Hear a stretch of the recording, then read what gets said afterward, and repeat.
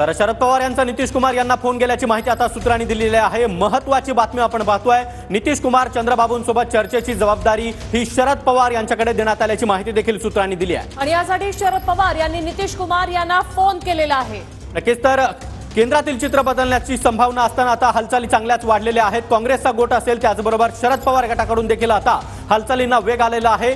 संपूर्ण जबाबदारी आता शरद पवार यांच्या खांद्यावर देण्यात आल्याची माहिती मिळते आहे। शरद पवार यांनी नितीश कुमार यांना देखील फोन केल्याची माहिती आता सूत्रांनी दिली आहे। नितीश कुमार त्याचबरोबर चंद्रबाबू नायडू यांच्यासोबत चर्चेची जबाबदारी ही शरद पवार यांच्याकडे देण्यात आली आहे, तशी माहिती सूत्रांनी दिली आहे। नितीश कुमार चंद्रबाबूंची चर्चेची जबाबदारी आता शरद पवारांकडे असल्याची माहिती सूत्रांमार्फत मिळते आणि त्यासाठी शरद पवार यांनी नितीश कुमार यांना फोन केल्याची माहिती सूत्रांमार्फत मिळते। तर नितीश कुमार आणि चंद्रबाबू नायडू यांना आता विशेष महत्त्व प्राप्त झालंय। तर आकडे फसल्याचं चित्र आहे। आता संपर्क अभियानाला सुरुवात झालेली आहे।